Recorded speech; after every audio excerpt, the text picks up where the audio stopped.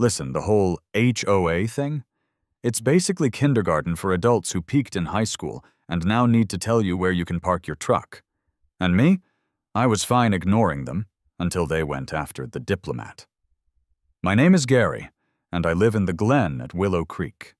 It sounds tranquil, right? It's not. It's a velvet-lined cage run by people who weaponize beige. My house, however, is a sanctuary. Specifically, my front porch.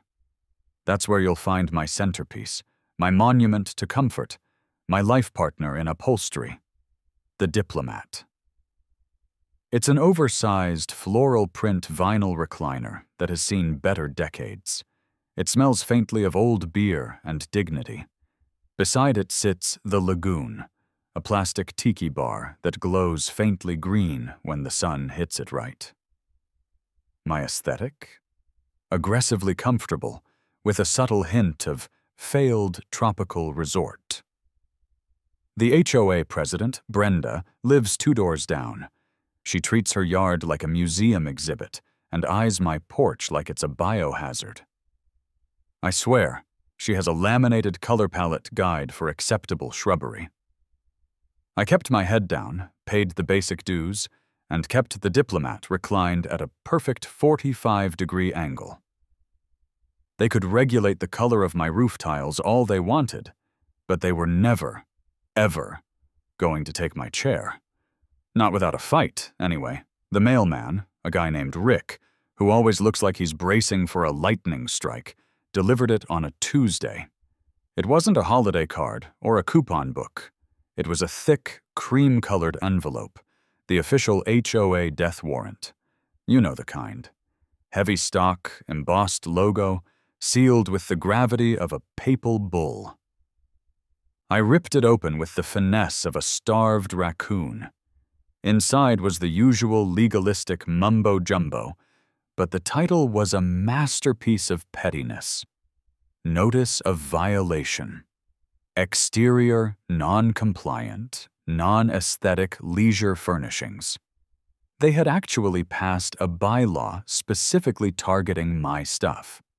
It referenced the egregious nature of my ratty, oversized recliner, item A, the plastic, neon-hued beverage station, item B, and, this is the kicker, the offensively cheerful flamingo gnome, item C. They'd even assigned the gnome a line item. The deadline for removal was a criminally short 72 hours. I immediately went to the fence line to talk to my neighbor, Martha.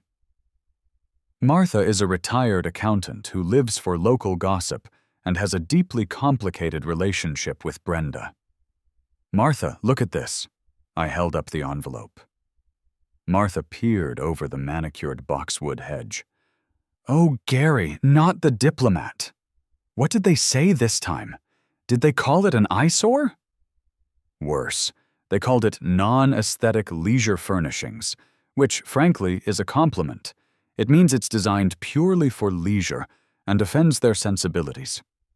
"Oh, darling, that flamingo gnome has been a lightning rod for months," she whispered, as if Brenda might hear from 3 houses away. "He's a perfectly good gnome. He brings joy. They said my stuff lowers property values." Martha sighed dramatically, resting her chin on her hand. "Well, does it?" "It does not. I told Rick, the mailman, that my property values are already low because I live next door to a woman who judges my throw pillows. It's a vicious cycle, Martha." She tisked. "You need to get a nice wrought iron set. Something classic." "I need to get even, Martha. That's what I need, June." I folded the violation notice, my blood pressure climbing faster than a squirrel up a cedar tree. This was war, and they had just attacked my general, the diplomat. I had to try the diplomatic approach first. It's the law of Gary. Always try to reason with the unreasoning, just to document the moment you lose your mind. I drove 2 doors down to Brenda's house. Her lawn looked like it was vacuumed daily, and her pastel blazer radiated judgment. She answered the door with a perfectly pleasant, frozen smile, the kind that says, "I'm only here to confirm your non-compliance." "Gary, I assume you received the notice." She didn't invite me in. Of course not. "I did, Brenda, and I have some questions about the new bylaw, 4.C3, regarding non-aesthetic leisure furnishings, specifically the term leisure furnishings. How is that defined?" I tried to sound reasonable, like a serious man discussing global trade policy, not a man defending a vinyl chair. "It means movable furniture, Gary. Things that are not built in. It's for the overall presentation of the community." She adjusted her blazer cuff, probably checking for lint that wasn't even there. "Okay, so if I understand this correctly," I pressed, leaning slightly into her pristine white doorframe. "If I swap the floral recliner for a sleek, expensive wooden lounge chair that adheres to your natural color palette, say an approved shade of moss green, that's fine, right?" "Yes," she confirmed smugly, "as long as it adheres to the approved natural color palette and is not permanently affixed." Permanently affixed. The world stopped. The birds stopped chirping. I could hear the internal monologue of my brain hitting a jackpot. Permanently affixed. Wait a minute. This wasn't a suggestion. It was a loophole wide enough to drive a concrete truck through. I mentally replayed the 3 most important words she had ever said to me. Right. And what if, hypothetically speaking, Brenda, an object was permanently affixed? Like a built-in bench or a decorative fountain? Brenda narrowed her eyes, sensing the trap. "Those are architectural features, Gary. They require Architectural Review Board approval and specific structural permitting. They are intended to remain with the real property upon sale. Your furniture is transient, Gary. It suggests a lack of commitment to the community standards." She actually said the chair was transient, like it was a fleeting teenager who hadn't settled down yet. "Transient, huh?" I repeated, letting the word sink in. "So its transience is the core problem." "Exactly. It's temporary, easily removed, and, frankly, transient garbage." The insult. Transient garbage. That settled it. The diplomatic phase was over. She hadn't just attacked my chair. She had attacked its character. I straightened up, smiled, and said, with unnerving calm, "Duly noted, Brenda. Thank you for clarifying the difference between transient furniture and a permanent fixture. That is extremely helpful information." I turned and walked back to my car, leaving her standing there, probably wondering why I hadn't yelled. I hadn't yelled because I was busy planning a structural revolution. I got home, poured myself a tall glass of iced tea, and sat down on the Diplomat.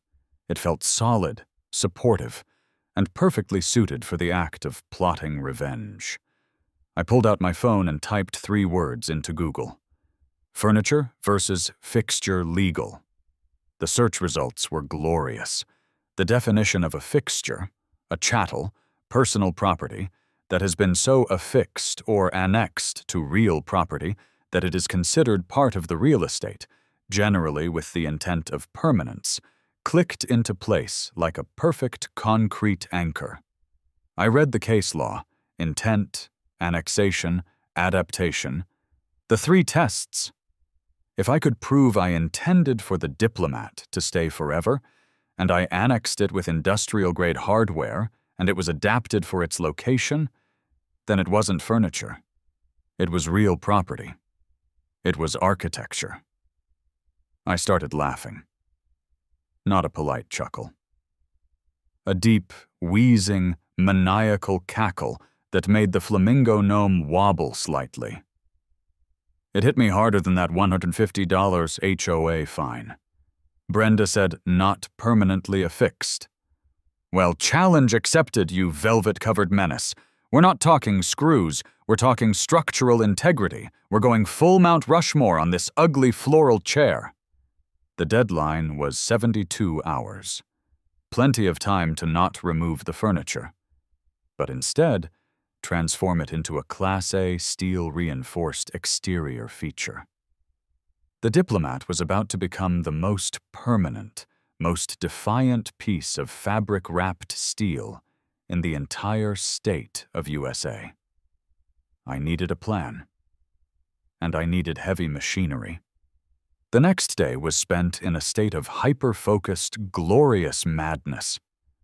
The first step was the blueprint. I spent 5 hours at a home improvement store, not buying anything, but staring at the anchoring section and taking notes on shear strength. My plans were less blueprints and more elaborate doodles of spite. The Diplomat, my beautiful transient garbage, needed a solid base. I needed a 10-gauge steel plate cut to fit the exact footprint of the recliner's metal frame. This plate would be the foundational platform, the annexation part of the legal test. Then, we needed 4 2-inch thick, non-removable expansion bolts driven 8 inches deep into the concrete slab. These bolts weren't for holding things down, they were for proving intent. I also considered my other prized possessions. The tiki bar, now renamed the load-bearing beverage console, couldn't just sit there. It needed a full foundation. I sketched diagrams involving a small cement skirt around its base, hiding the bolts from the top and making it look like a permanent landscape feature. I even drew a little halo over the flamingo gnome, the structural statuary unit, which would be welded to its own 1/4-inch base plate. My internal monologue was running at full speed, rattling off jargon. We're not just bolting. We're structurally integrating. We're achieving molecular fusion with the patio slab. This isn't landscaping, it's necessary architectural alteration. The Diplomat will not be sold with the house. It will be sold as the house. Then the cold, hard realization hit. I am Gary. I can barely assemble IKEA furniture without crying. I certainly can't drill through reinforced concrete or weld steel plates without setting fire to my own face.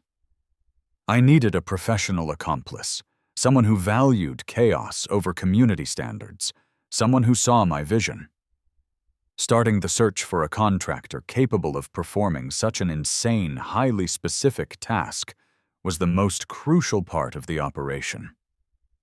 I bypassed the standard contractors and went straight for the specialist tradespeople who advertised custom jobs, no questions asked. My first call was to a highly rated local handyman, Steve. Steve sounded like the kind of guy who finished every job exactly on time and charged you exactly what he quoted. A man of rules. The perfect man to confuse. Steve, Gary speaking. I need a complex custom fabrication and installation quote. Sure thing, Gary. What's the job? Deck? Patio extension? Steve's voice was clipped, professional, and slightly bored. No, Steve. I have a proprietary, zero-gravity leisure unit that requires permanent structural integration via subsurface anchoring into the patio slab. I need a quote for making this annexation irreversible. I was practically tasting the legal jargon. It was magnificent. There was a pause. A long, awkward pause that felt like 3 minutes, but was probably only 7 seconds. Sir, are you talking about installing a hot tub? Negative. This is a Class A textile and vinyl-wrapped structure. Its intended purpose is seated relaxation. I need it affixed, permanently. And I mean permanent. Like if God came down and asked for it, he'd need a permit from the city. You mean you want a ground-level deck built? Steve tried again, desperately trying to fit me into a standard category. No, Steve. I want the leisure unit, which is shaped exactly like a vinyl recliner, to become part of the structure. I need you to drill through the footings and bolt it down with chemical anchors, ensuring the intent of permanence is clearly demonstrable to any surveying authority. Silence. Just the faint sound of Steve breathing, and maybe the gentle murmur of him questioning his life choices. "Sir, is this a prank? I charge $150 just to look at a chair." "It's not a chair, it's a fixture. It's intended to remain with the real property upon sale. Look, can you use industrial steel plates and weld the chair's frame to them and then bolt those plates to the concrete, or do I need to call a structural engineer?" I was pushing him now. I was enjoying his visible professional discomfort. "I can do that, yes, but why? Why not just buy heavier furniture?" "Because that defeats the entire purpose, Steve. The purpose is permanent, Steve. The intent. Do you install a permanent fixture or do you not? Yes or no, man?" I install fixtures. But typically they are sheds or carports or those little plastic storage boxes people mistake for sheds, not recliners. "Well, you're about to branch out, Steve. Think of the portfolio. Steve's Handyman Services, specializing in load-bearing seating units." He sighed, a loud, defeated sound. "Look, Gary, I appreciate the creativity, but I'm going to have to pass. My insurance guy? Well, he would just hang up. You need a specialty welder, not a handyman. And I'd advise against this, sir. You're going to get hit with a major code violation." "Code violation? Or an architectural review board dispute?" There's a difference, Steve. You're unhinged, Steve, for not seeing the pure beauty of this. You stick to your little sheds. Steve politely, and maybe a little fearfully, refused the job, calling Gary unhinged. I narrated my righteous indignation in my mind. I knew it. Steve was too corporate, too mainstream.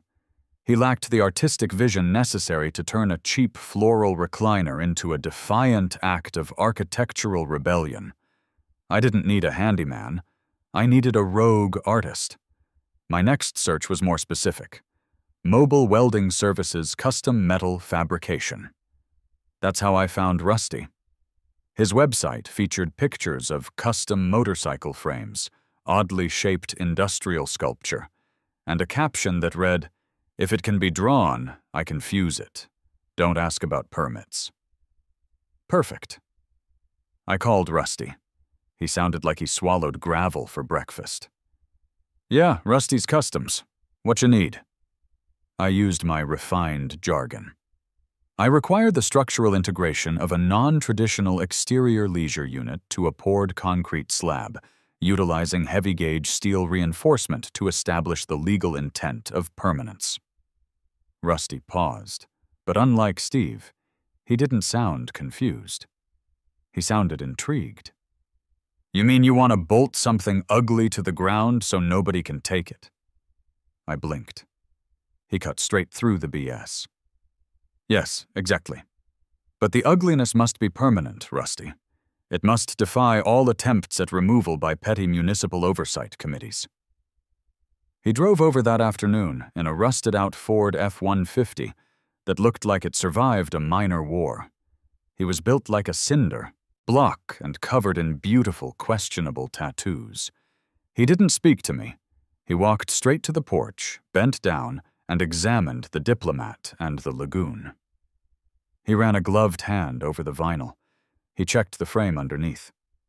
"So, you want me to turn this vinyl sofa into a monument to passive aggression?" he asked, standing up. He had the eyes of a true visionary. "I want it to be impossible to remove without a jackhammer and a legal injunction. It needs to look like it grew out of the concrete, like a rebellious floral fungus. It needs to be, legally, part of my house." Rusty cracked a slow, delighted grin. "I like your style, man. We're using expansion bolts the size of my forearm, a 10-gauge steel base plate that will never rust, and a metric ton of high-strength epoxy sealant. It's going to take a full Saturday, and the whole street is going to hear the drilling. I'm charging you double for the sheer audacity of this plan." "Double?" I asked, calculating the cost. It was a staggering amount. "Yeah, double. It's a premium for art.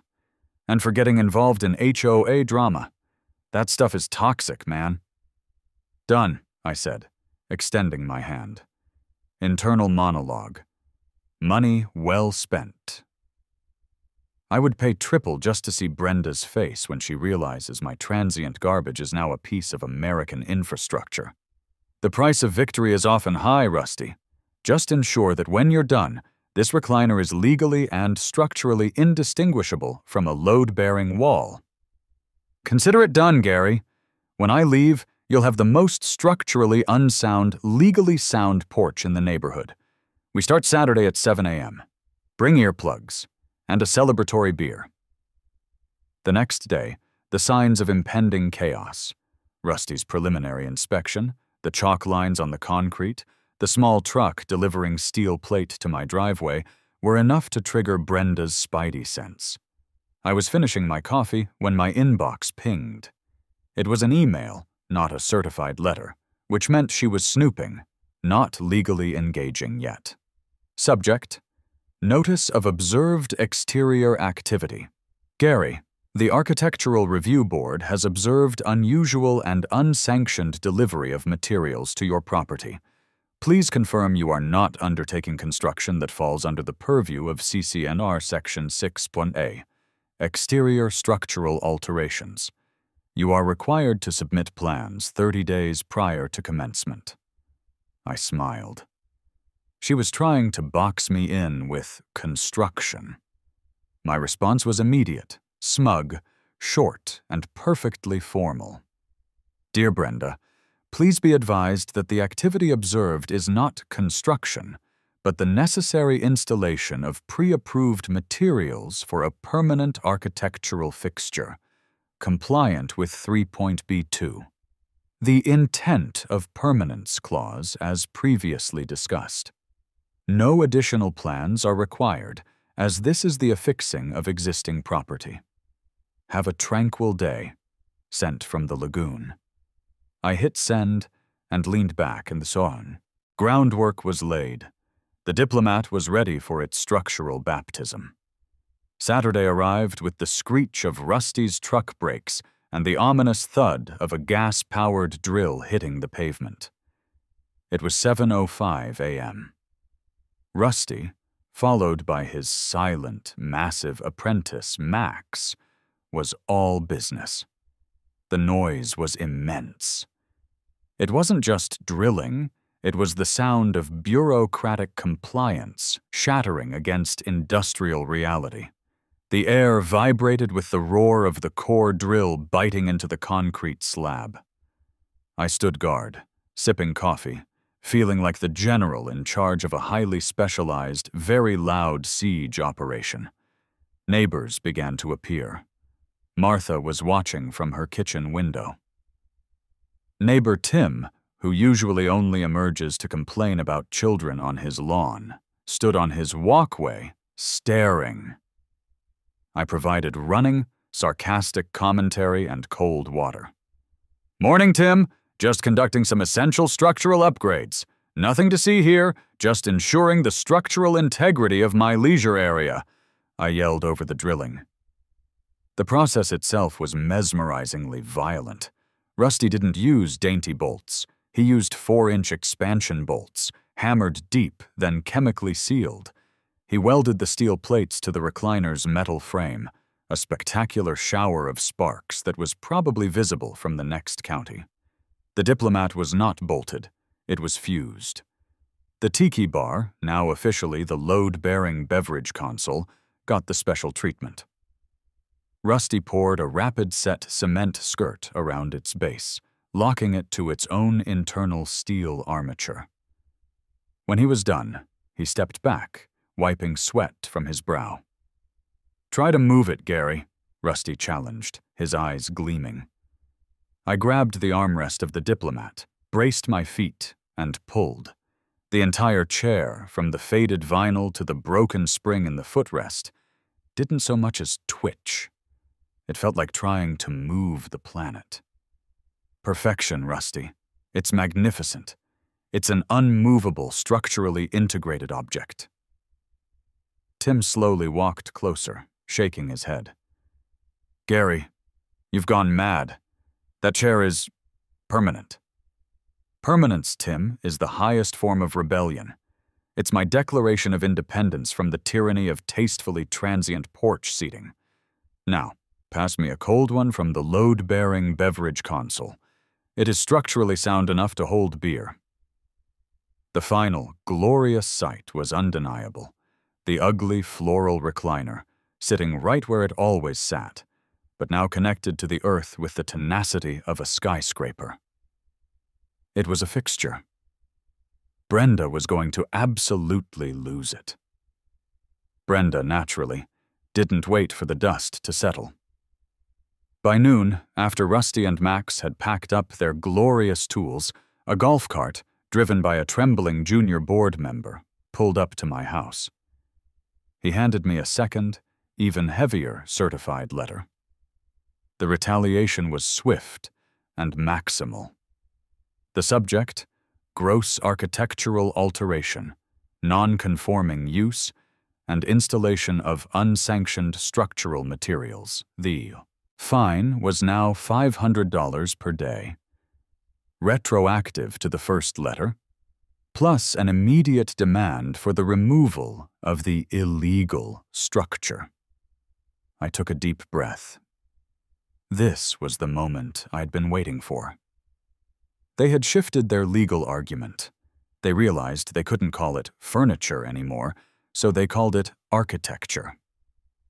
I spent the next half hour inside, rereading the CCNRs, covenants, conditions, and restrictions. They defined exterior alterations, decks, sheds, new windows, but those sections specifically referenced changes that added to the habitable square footage or changed the appearance of the house. They didn't have a rule against permanent furniture or structural statuary. I had found the seam in their armor. I crafted a legally smug counter-response, but before I could send it, the sound of marching feet brought me back outside. Brenda was at the fence line, veins visibly throbbing in her neck. You have ruined the aesthetic of the entire street.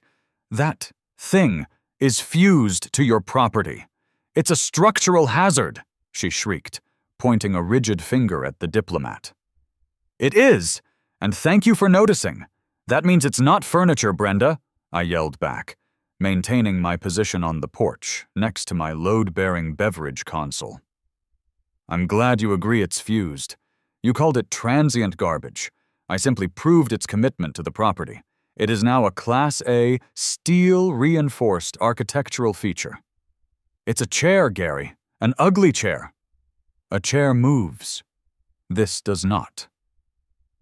If I sell this house, the new owners inherit this fixture.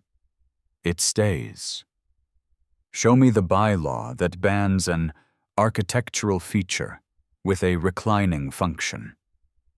You can't. You only ban furniture. You only ban exterior alterations that change the roofline or square footage. This is neither. It's legally sound annexation of a chattel to real property. Brenda sputtered, unable to form a coherent rulebook-based argument.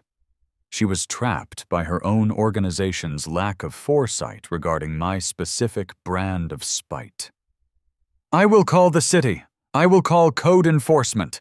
You have no permit for that, she screamed, her pristine suburban calm finally cracking.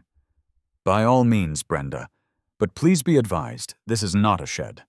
This is a very comfortable, permanently affixed architectural statement. Enjoy the rest of your afternoon. She stomped back to her house, but not before delivering the ultimate threat. You'll be talking to the police next, Gary. You'll see. Brenda, true to her word, called the non-emergency line.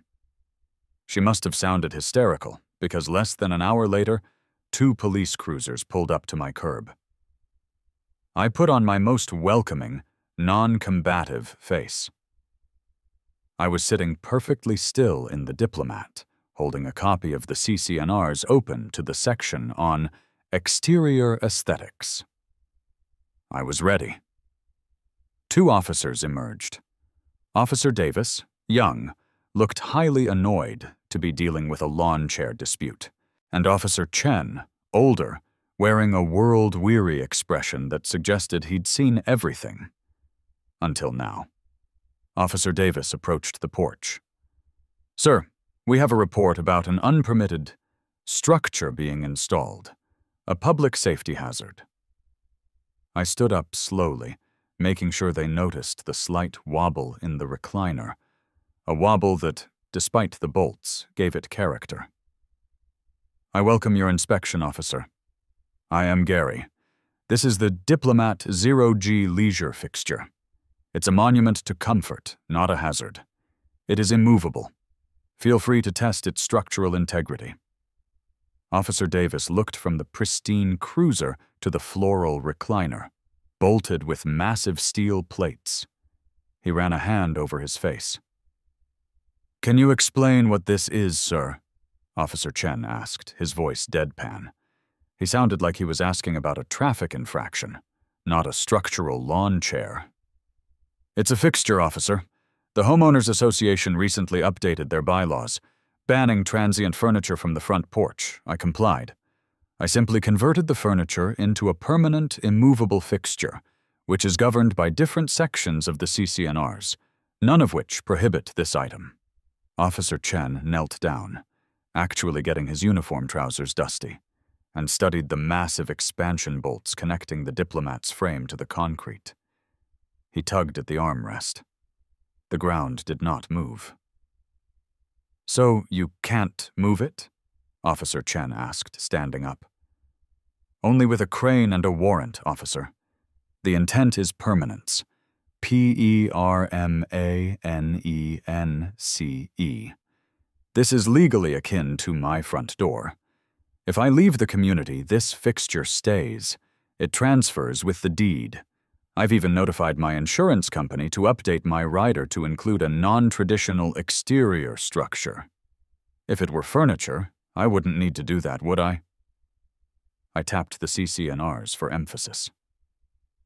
Officer Davis leaned toward Chen, muttering, "The complaint says ugly lawn chair and general neighborhood decay." "Objection, hearsay, and an opinion on aesthetics, which is not a criminal matter, officer," I chimed in, far too loudly. "I am in compliance with the only safety standard that matters, the structural stability of the leisure unit. It is not going anywhere. It cannot blow into the street. It cannot block the sidewalk. It is fixed." Officer Chen looked at the Diplomat, then at the tiki bar, which I pointedly referred to as the load-bearing beverage console, and finally at the tiny, bolted-down flamingo gnome. The gnome seemed to be mocking them with its permanent cheerfulness. "Sir?" Officer Chen began, sighing deeply. "This is clearly a civil land dispute. There's no threat to public safety, and you are not obstructing anything.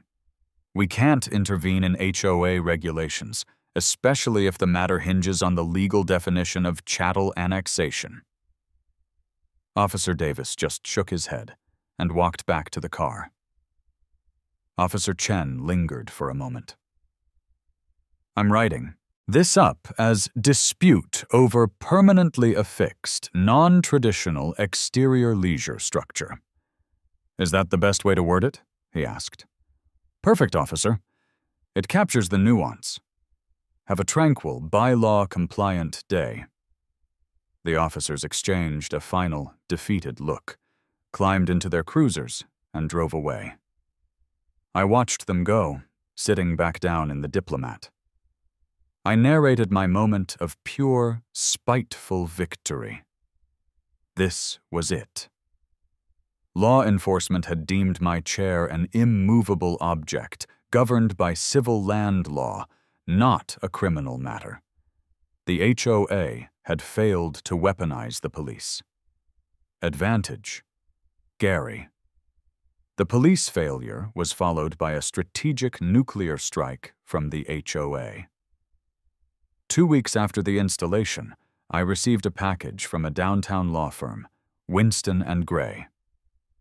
The contents were grave: a formal legal letter threatening a lawsuit and an injunction to force the immediate removal of the unapproved, non-compliant exterior structure. They were now demanding payment of all accrued fines, totaling $7,500 so far, including the original $150. They were serious. They had hired a stuffy corporate lawyer, a man whose picture probably showed him looking down on the camera. I knew Brenda was obsessed enough to bankrupt the entire neighborhood fighting this chair. I realized I was out of my depth. My strategy of snark and strong bolts was brilliant, but it didn't hold up in a courtroom against a team of six-figure lawyers. I needed a legal pit bull, but one who specialized in the ridiculous. My research shifted from structural engineering to obscure case law. I needed a specialist who could argue the merits of a reclining piece of furniture's intent of permanence in front of a judge without bursting into laughter. I discovered a niche world of HOA case law, full of people suing over shed placement and unauthorized rose bushes. I needed a pit bull, but one who specialized in property law against people who complain about mailbox colors. I needed an architect of absurdity, a man who could speak fluent CCNR. I needed Saul. I found him listed in a local legal journal under the heading, Property Disputes. We take the cases that make other lawyers cry. His name was Saul Kramer, and I called him immediately. Saul Kramer was not the man I expected. He wore a slightly wrinkled suit, had a wild shock of hair, and sat across from me in his office with an expression of intense professional delight. He looked at the pictures of my bolted-down recliner like it was the Rosetta Stone. "Brilliant, Gary. Absolutely brilliant," Saul said, nodding slowly. "The intent. It's all about the intent. Most people just move the furniture when they get the letter. You, sir, doubled down. You changed its nature of being." He pointed at the pictures. "We argue the 3 common law tests for a fixture: annexation, adaptation, and intent." Annexation? You nailed it with those bolts. Adaptation? You've adapted it for permanent, outdoor, site-specific leisure. And the intent? The act of bolting it down is the purest expression of legal intent possible. So, the recliner is technically a load-bearing wall? I asked, leaning in. Saul smiled, adjusting his glasses. "Legally, it's closer to an attached swimming pool than a piece of transient furniture. The HOA's initial violation was against furniture. Once you affixed it, they changed their violation to architectural alteration, but there's a gap in their CCNRs for structural fixtures that don't increase square footage. They regulate what you build, but not what you make permanent. We exploit that gap." He stood up and walked over to his whiteboard, which already had the words chattel annexation scribbled on it.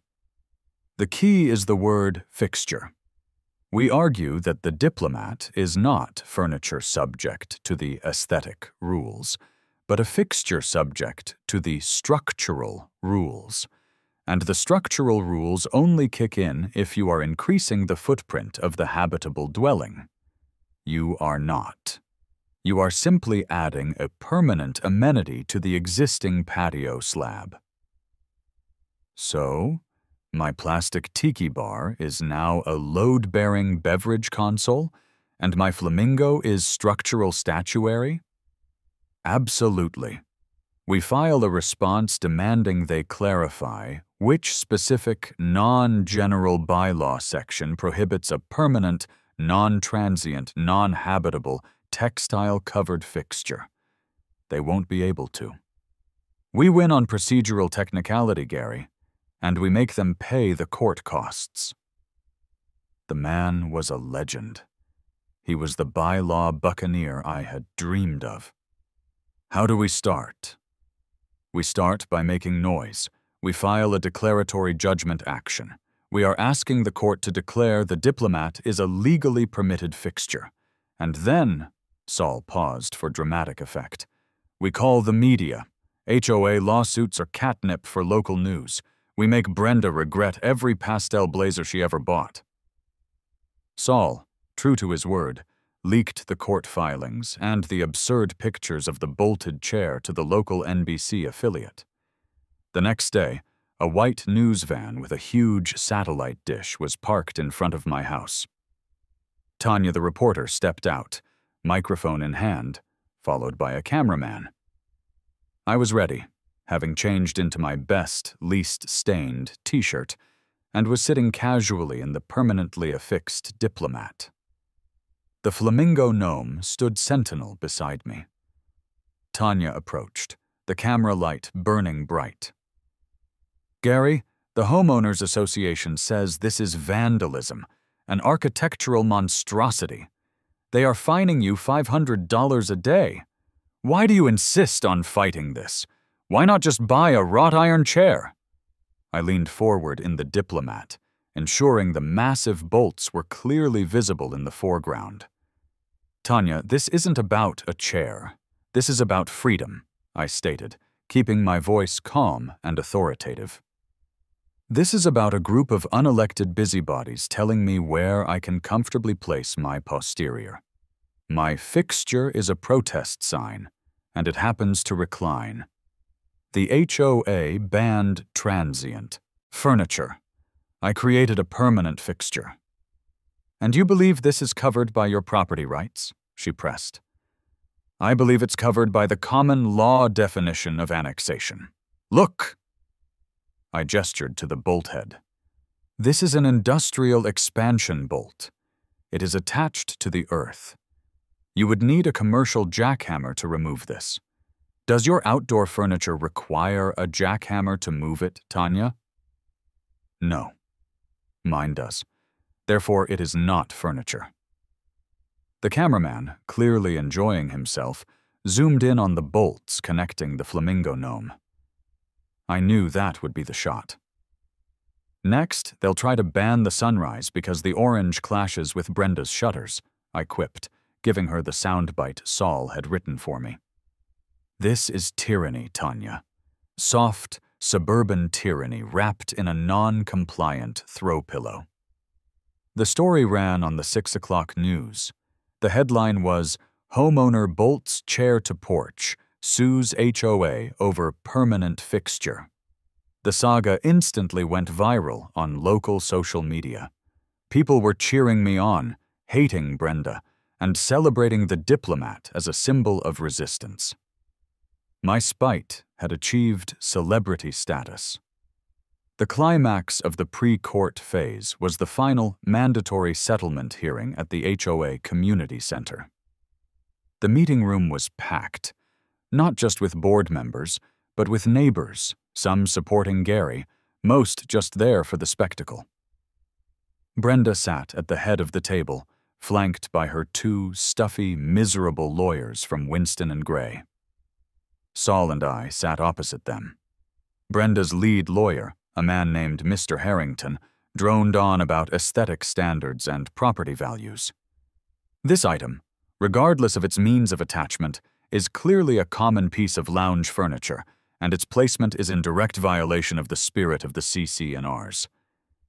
Then it was Saul's turn. He didn't use a PowerPoint. He used drama.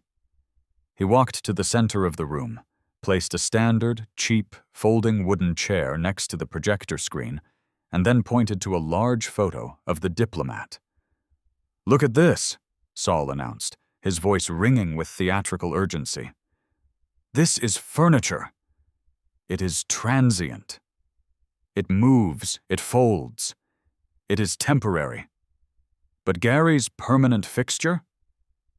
He gestured wildly at the photo of the bolted chair. It stays. It is fixed. My client has gone to extraordinary, financially regrettable lengths to prove his intent of permanence. Saul hammered his point home. It's listed on his insurance rider as a non-traditional exterior structure. The HOA bylaws simply do not cover permanent leisure units. Your rule bans transient chattel. Gary's property is annexed real property. If you want to stop this, you must amend the CCNRs, which will require a community vote and take months. Until then, the fixture stays. Saul concluded with a flourish. You either enforce the laws on the books, or you waste community funds fighting a permanently affixed, floral print vinyl truth. My client has complied with the letter of the law. Your board has only complied with the spirit of spite. The board retreated to a back room. 20 minutes later, they emerged. The chairman, a weary-looking man named Bob, announced the vote. The board voted 3-2 to stop the lawsuit and start the bylaw amendment process. They reluctantly conceded that the current rules didn't cover permanently affixed fixtures.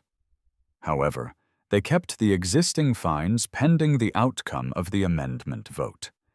Gary had won the immediate battle, but the war for permanent spite continued, now evolving into a democratic fight over the rules themselves.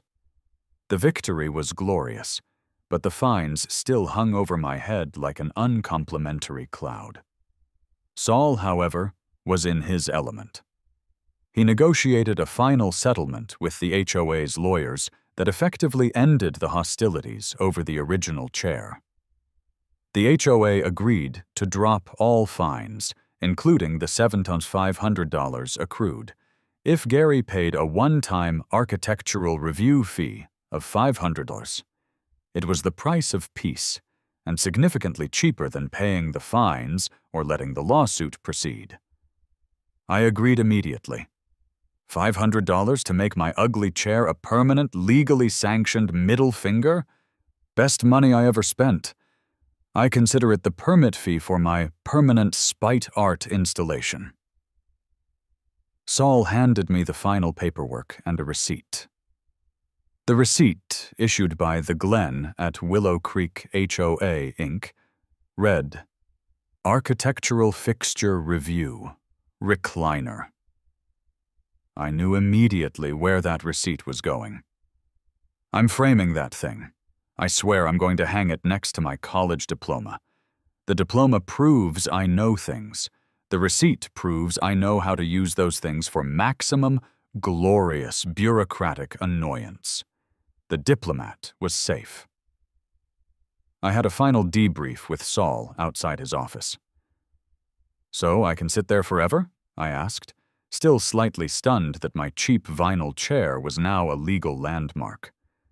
Unless they get 2/3 of the community to vote against a new, very specific rule. A rule which will take another 6 months to pass and be applied retroactively. Yes. You've created your own category, Gary. You are the sole member of the permanently affixed, non-compliant exterior leisure unit club. Bask in the structural glory. Saul shook my hand, gave me a triumphant wink, and sent me off with the satisfaction of a man who had successfully redefined property law using a hand-me-down recliner. The HOA spent the next 6 months in a frenzied, expensive attempt to close the Gary loophole. They held multiple committee meetings, special town halls, and hired 2 different consultants, whose names I immediately forgot, to draft the new bylaw amendment. The new rule, Section 4.C4, finally passed with a 75% approval. Most people just wanted the drama to end, and I was the only person with an illegally bolted chair anyway. The new amendment was an absurdly long, technical document explicitly banning permanently affixed, load-reinforced, non-traditional exterior leisure structures, including but not limited to recliners, tiki-themed beverage consoles, and any statuary affixed with industrial-grade fasteners. It went on for 2 dense paragraphs, defining terms like fastener strength and intended rotational axis, all because of one man's desire for a permanent, comfortable sit-down. The irony was not lost on me. The rule was now one of the longest, most technical sections in the entire CCNRs, dedicated solely to preventing anyone else from doing what I had done.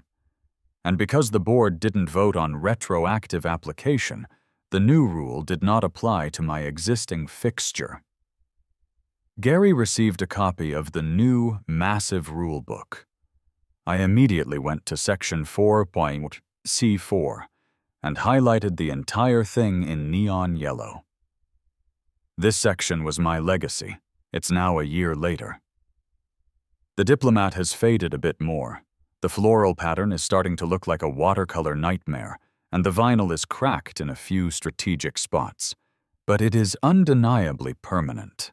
The load-bearing beverage console has a slight sun-bleach sheen, and the structural statuary unit, the flamingo gnome, is still smiling its defiant, permanent smile. I'm relaxing on the immovable Diplomat one Saturday afternoon. I'm reading a book, feet up, perfectly reclined.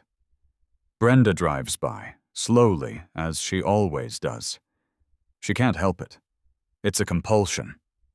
She looks at the bolted chair, then at the enormous bylaw amendment she helped write, and then she looks at me. Her teeth are practically grinding. I give her a polite, slow wave. I don't need to gloat. The structural evidence speaks for itself. She accelerates, defeated by the structural integrity of my personal relaxation. I reflect on the true victory, not the chair, but the principle. I changed the rulebook. I created a legal loophole dedicated entirely to my laziness and spite. I'm now a quiet legend among the neighbors who secretly hate the HOA. The saga is over, and the fixture remains. They wanted to get rid of my furniture.